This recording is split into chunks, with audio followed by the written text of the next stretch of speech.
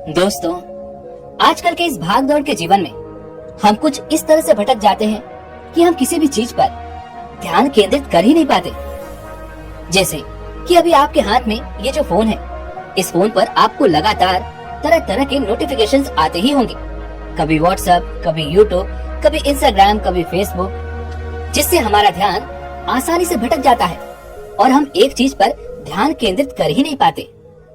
हम किसी भी काम को बड़े उत्साह के साथ शुरू तो कर देते हैं, लेकिन लगातार उसमें हम अपनी दिलचस्पी बनाए नहीं रख पाते। क्या आपके साथ भी ऐसा ही हो रहा है? तो दोस्तों, आज की इस बहुत कहानी के माध्यम से हम ये जानेंगे कि हम अपने ध्यान को एक जगह पर केंद्रित क्यों नहीं कर पाते और इसके उपाय के लिए हमें क्या करना चाहिए। बहुत समय पहले की बात है। एक गांव में एक सम्राट था। उस सम्राट के पास सब कुछ था, बेशुमार दौलत, अच्छी प्रजा जो उसका ख्याल रखती थी, उसके आदेशों का पालन किया करती थी। और वह राजा भी बड़ा दयालु था। वह भी अपनी प्रजा का खूब ख्याल रखता था। उस राजा के पास किसी चीज की कोई कमी नहीं थी। बस उसे एक चीज की दिक्कत थी और वह था उसका मन। उसका मन कभी भी एक जगह पर टिक ही नहीं पाता था। जब भी वह अपने मन को एकाग्र करने की कोशिश करता, उस पर ध्यान केंद्रित करता, तो उसका मन उसे भटका ले जाता। वह उसे विचारों में बहा ले जाता, जिस कारण वह राजा बहुत परेशान रहने लगा था। उसने अपने आस पड़ोस के राजाओं से भी बात की थी और उन्होंने जो भी उपाय उसे बताए थे, उस सम्राट ने वो सारे उपाय अपने जीवन में उतारे। लेकिन उन सभी उपायों से उस सम्राट को कोई लाभ न मिला और अब तो हालत और भी बदतर होती जा रही थी, क्योंकि उस सम्राट को रातों को नींद भी नहीं आ रही थी। और अब वह सम्राट बहुत ही परेशान और चिंतित रहने लगा था। तभी एक दिन सम्राट के कानों तक एक बात पहुंची कि उसके राज्य में ही एक ऐसा व्यक्ति है जो बहुत ही असाधारण है और उस व्यक्ति के शब्द अनमोल हैं, जिसके एक एक शब्द में जीवन का रहस्य छुपा हुआ है। उस व्यक्ति ने सत्य की प्राप्ति कर ली है। उसके एक एक शब्द में सत्य का ज्ञान है और तो और उस व्यक्ति से लोग दूर दूर से मिलने आते हैं। उसकी ख्याति दूर दूर तक फैली हुई है। उस व्यक्ति के पास जो भी अपनी समस्या लेकर जाता है, उनकी समस्याओं का समाधान बड़ी ही सहजता और सरलता से करते हैं। यह बात जब सम्राट ने सुनी तो उसके मन में भी आशा का एक दीप जग उठा। उसे लगने लगा कि मुझे मेरे प्रश्नों के उत्तर वहीं पर मिलेंगे। इतनी तारीफ सुनने के बाद उस सम्राट ने यह तय किया कि वह उस व्यक्ति से मिलने अवश्य जाएगा, जिससे सम्राट को यह भी पता चल जाएगा कि जो लोग उस व्यक्ति का बखान कर रहे हैं वो सच कह रहे हैं या फिर झूठ। अगले दिन सुबह सुबह ही वह सम्राट अपने मंत्री और कुछ सैनिकों के साथ उस युवक से मिलने के लिए निकल पड़ा। रास्ता अत्यधिक लंबा था, जिस कारण बीच रास्ते में ही सम्राट ने अपना रथ रुकवाया और कुछ देर आराम करने लगा। लेकिन जहाँ पर सम्राट आराम कर रहे थे, वहीं पर कुछ ऐसे व्यक्ति भी थे जो उस युवक के बारे में जानते थे। जब सम्राट ने उस युवक के बारे में उन व्यक्ति से पूछा, तब उस व्यक्ति ने भी यही जवाब दिया कि वह व्यक्ति बहुत ही असाधारण है। उनके शब्द अनमोल हैं। जो भी उनके पास जाता है वह उनकी समस्याओं का समाधान अवश्य करते हैं। उस व्यक्ति की यह बात सुनकर सम्राट को ऐसा लगने लगा मानो वो व्यक्ति बहुत ही विद्वान और पढ़ा लिखा है, जिसका व्यक्तित्व भी बहुत प्रभावशाली होगा। तभी तो वो लोगों की समस्याओं का समाधान इतनी सरलता से कर पाते हैं। और अगर ऐसा नहीं होता तो भला कोई उनकी तारीफ क्यों करता? जरूर उस व्यक्ति में कोई न कोई बात तो अवश्य है। उस व्यक्ति की बात सुनने के बाद सम्राट के मन में और भी उत्सुकता जाग उठी। वह जल्द से जल्द उस युवक से मिलना चाहते थे। उन्होंने तुरंत ही आगे का सफर तय करना शुरू किया। देखते ही देखते वह उस व्यक्ति के आश्रम जा पहुँचे। सम्राट ने जब आश्रम में देखा तो वहाँ पर उन्हें कोई नजर नहीं आया। पीछे की तरफ एक छोटा सा बगीचा था। सम्राट घूमते घूमते वहाँ जा पहुँचे। वहाँ पर सम्राट ने देखा कि एक माली बगीचे में कुछ काम कर रहा था और उसके शरीर पर पूरी मिट्टी लगी हुई थी और ना ही पैरों में कोई चप्पल थी। उस व्यक्ति को देखकर सम्राट ने कहा, सुनिए, आश्रम के मालिक कहाँ हैं? मैं उनसे बहुत दूर से मिलने आया हूँ। इस पर वो माली जवाब देते हुए कहता है, श्रीमान, आप आश्रम में बैठिए, मैं बहुत जल्द उन्हें बुला कर लाता हूँ। उस माली की यह बात सुनकर सम्राट आश्रम में जाकर बैठ गए और उस युवक का इंतजार करने लगे। कुछ देर तक इंतजार करने के बाद वह असाधारण व्यक्ति उस सम्राट के सामने आया। सम्राट उसे देखकर अचंभित रह गए, क्योंकि यह तो वही व्यक्ति था जो बगीचे में माली का काम कर रहा था। सम्राट ने बड़ी विनम्रता से उस व्यक्ति को प्रणाम किया और कहा, आप वही है ना जो बगीचे में माली का काम कर रहे थे? इस पर वह बौद्ध भिक्षु मुस्कुराने लगे और सम्राट से कहते हैं, सम्राट मुझे क्षमा कीजिएगा, वो मैं ही हूँ जो बगीचे में छोटा सा काम कर रहा था। मैं ही यहाँ का वह असाधारण व्यक्ति और मैं ही यहाँ का माली हूँ जिससे आप इतनी दूर से मिलने आए हैं। क्या मैं जान सकता हूँ आप यहाँ पर क्यों आए हैं?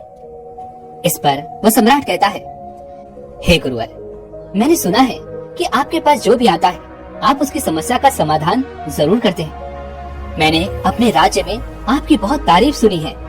मैंने तो ये भी सुना है कि आप जैसा व्यक्ति हमारे पूरे राज्य में नहीं है, और यही कारण है कि आज मैं आपके पास आया हूँ। लेकिन आपको देखकर मेरे मन में एक शंका जाग रही है। इस पर वह बौद्ध भिक्षु कहते हैं, कहिए आपकी क्या शंका है? इस पर वह सम्राट कहता है, हे गुरुवर, मैं आज तक बड़े बड़े विद्वानों से मिला हूँ, बड़े बड़े ज्ञानियों को मिला हूँ, लेकिन जब भी मैं उनसे मिलता हूँ तब उनके पास अवश्य कोई न कोई ज्ञान की किताबें जरूर होती है, या फिर ऐसा कोई चिन्ह उनके पास जरूर मिलता है जिससे हमें ये पता चलता है कि वे लोग अत्यधिक ज्ञानी हैं, अत्यधिक विद्वान हैं। लेकिन जब मैं आपसे मिल रहा हूँ तो आपके पास ऐसे कोई निशान नजर नहीं आ रहे। ना तो यहाँ पर ज्ञान की किताबें रखी हैं और ना ही ऐसा कोई संकेत नजर आ रहा है जिससे मुझे यह यकीन हो सके कि आप ही वो व्यक्ति हैं। लेकिन आपके मुख का यह प्रकाश देखकर, आपकी यह सादगी देखकर, आपका इस तरह से शांत रहना देखकर मेरे मन में अलग अलग प्रकार की दुविधाएं उत्पन्न हो रही हैं। मैं ये समझ नहीं पा रहा हूँ कि मैं किन बातों पर यकीन करूँ। क्या आप मुझे इसका रहस्य बता सकते हैं? इस पर वो बौद्ध भिक्षु मुस्कुराने लगे और सम्राट से कहते हैं, मेरा ज्ञान इस प्रकृति के रूप में हर जगह पर है। मैं अपना ज्ञान जीवन के सरल और साधारण वस्तुओं से ही लेता हूँ, और यही कारण है कि मैं इतना शांत नजर आ रहा हूँ।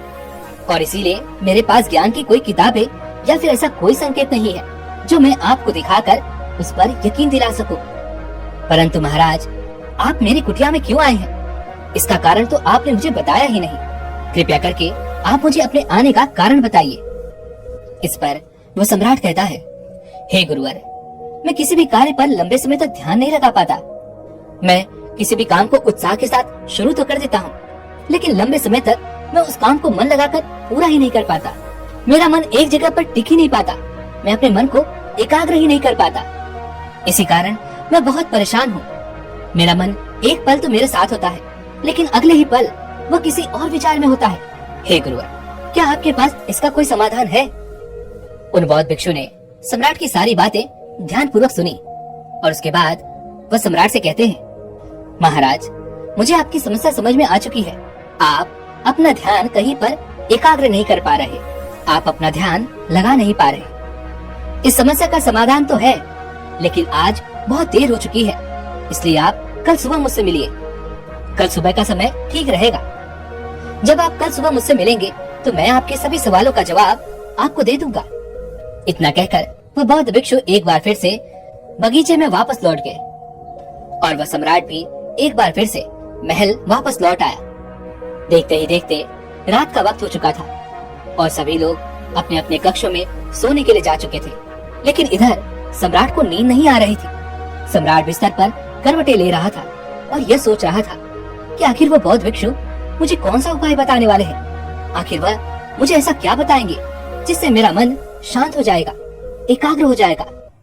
रात भर उस सम्राट के मन में यही सारी बातें चलती रही और अगली सुबह सूरज निकलने से ठीक पहले वह सम्राट अकेले ही आश्रम जा पहुंचा। वहाँ पर उस आश्रम में वह बौद्ध भिक्षु पहले से ही मौजूद थे।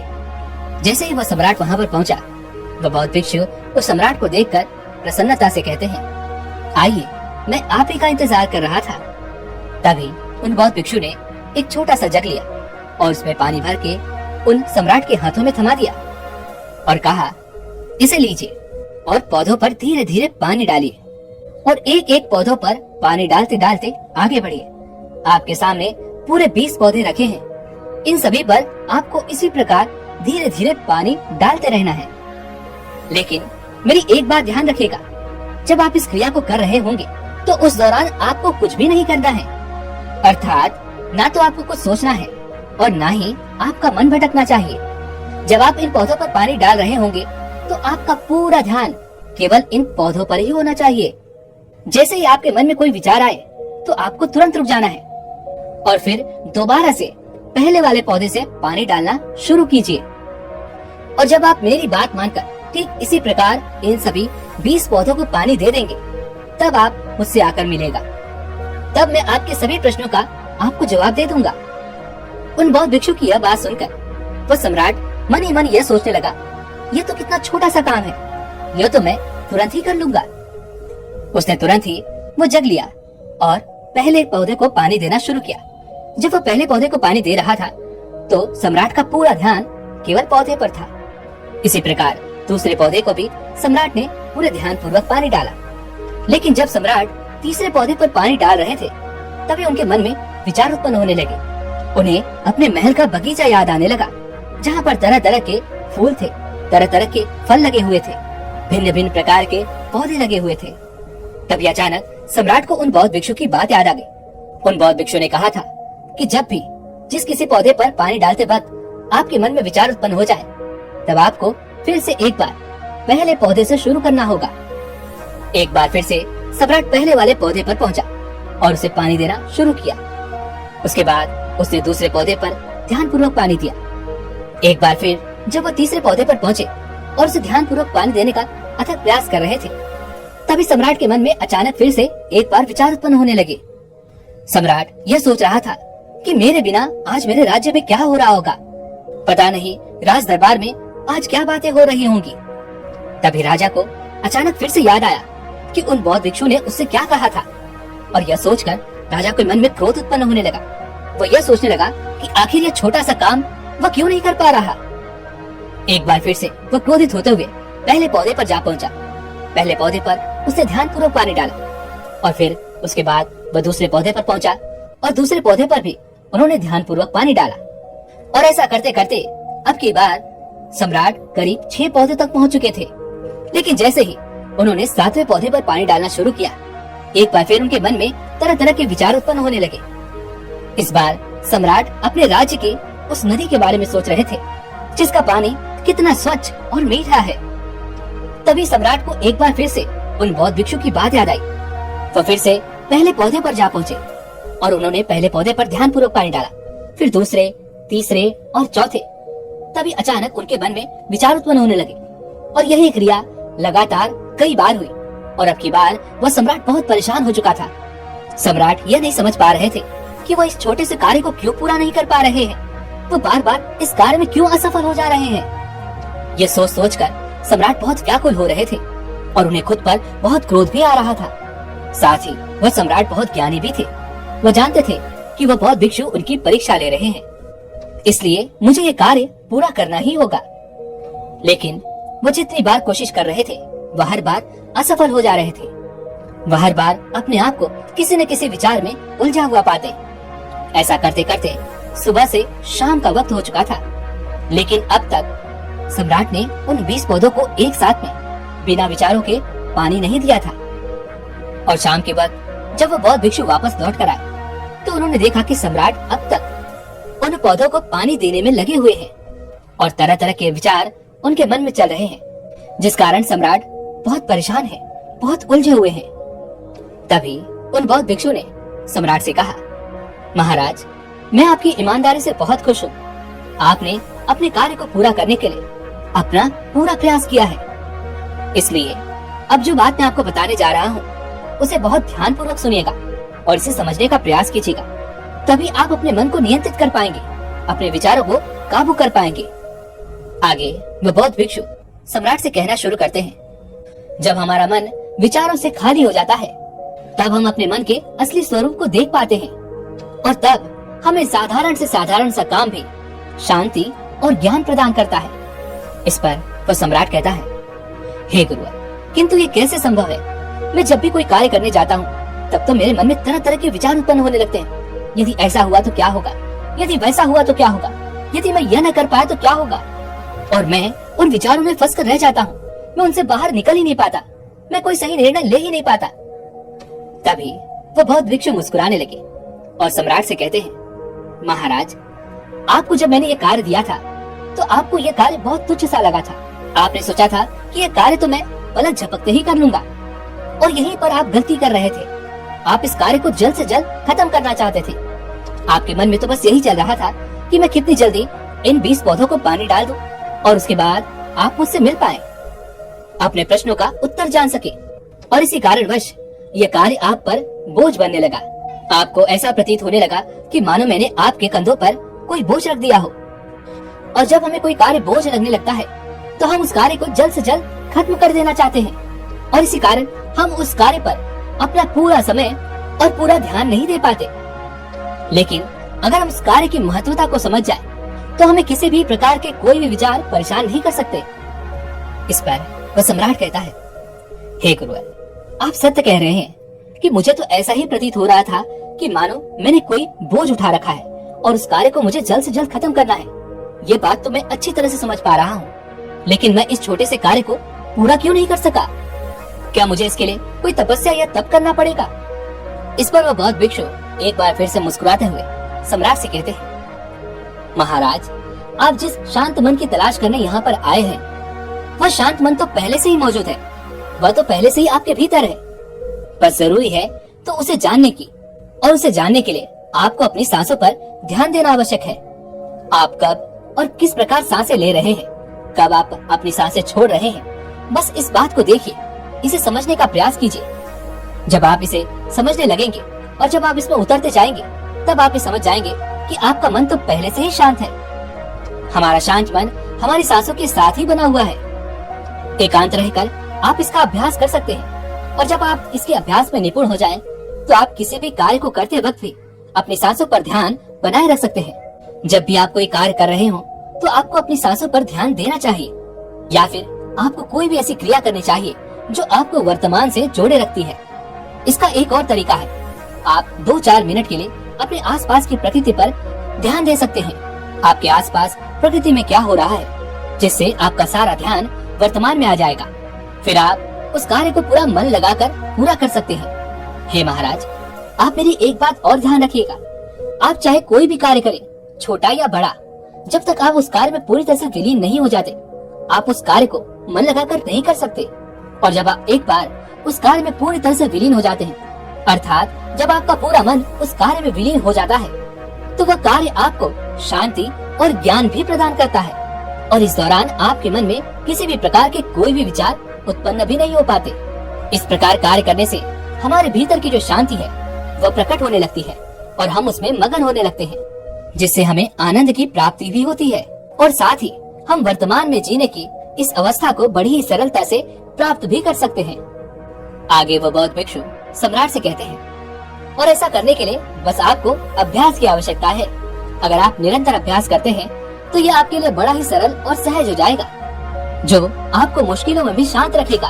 और जो लोग मुश्किलों में भी शांत रहते हैं, मुश्किलों से भागते नहीं, जो हमेशा सचेत रहते हैं, वह हर परेशानी का सामना कर सकते हैं, वह हर प्रकार की दुविधा से निकल सकते हैं। इतना कहकर वह बौद्ध भिक्षु शांत हो गए, और वह सम्राट भी उन बौद्ध भिक्षु की सारी बातें समझ चुका था। उस सम्राट ने उन बौद्ध भिक्षु को प्रणाम किया और वापस राजमहल लौट आया। उसके बाद से वह सम्राट हर रोज अपनी सांसों पर ध्यान देने लगा। वह उसका निरंतर अभ्यास करने लगा। वह हर कार्य को ध्यान पूर्वक करने लगा, जिससे देखते देखते उसका मन शांत होने लगा। वह हर कार्य में पूरी तरह से विलीन हो जाया करता था, और वह उस कार्य से ज्ञान और शांति भी प्राप्त करता था। ऐसा करके सम्राट को बड़ा आनंद भी आता था। इसलिए दोस्तों, कभी किसी कार्य को बोझ मानकर पूरा मत करने की कोशिश कीजिए। उस कार्य को मन लगाकर पूरा करने की कोशिश कीजिए। इससे वह कार्य आपके लिए आनंद, शांति और ज्ञान का एक अनुभव बन जाएगा। और वहीं पर यदि आप किसी कार्य को जल्दी जल्दी करने का प्रयास करते हैं, तो वह कार्य आपके लिए बोझ बन जाएगा, और ना तो आप उसमें मन लगा पाएंगे, और ना ही वह कार्य सही और सरल ढंग से हो पाएगा। लेकिन हम में से अधिकांश लोग अपने कामों को जल्दी जल्दी खत्म करने का प्रयास करते रहते हैं, और इस प्रयास के दौरान आप जो भी कार्य करेंगे वो पूरे मन और लगन से नहीं हो पाएगा। और आप उस कार्य को अंजाम भी नहीं दे पाएंगे। और जब हम उस कार्य को अंजाम तक नहीं पहुंचा पाते, तब हमारे मन में तरह तरह के विचार और तनाव उत्पन्न होने लगता है। हम परेशान रहने लगते हैं, चिंतित रहने लगते हैं, क्योंकि हमने उस कार्य को पूरा ही नहीं किया है। और यही गलती हम में से अधिकांश लोग करते हैं कि जब किसी को कोई कार्य सौंपा जाता है तो वह उस कार्य को जल्दी जल्दी करने का ही प्रयास करते हैं, जिससे वह कार्य बोझ बनकर हम पर हावी होने लगता है।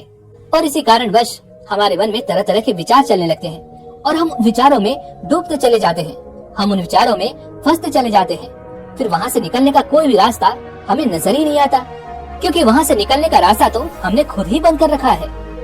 इसलिए जब भी आप कोई कार्य शुरू करना चाहते हैं तो सबसे पहले अपना पूरा ध्यान अपनी सांसों पर केंद्रित करें, और फिर आप चाहें तो अपने काम के दौरान भी अपनी सांसों पर ध्यान बनाए रख सकते हैं। इससे आपका पूरा काम ध्यान में परिवर्तित हो जाएगा और इस कार्य में जो भी कठिनाइयां आपके सामने आएंगी उसका सामना अब बड़ी आसानी से कर पाएंगे, क्योंकि आपका मन, आपके सारे विचार आपके साथ हैं, वर्तमान में हैं, और आप किसी भी परिस्थिति का सामना बड़ी सरलता और सहजता से कर पाएंगे।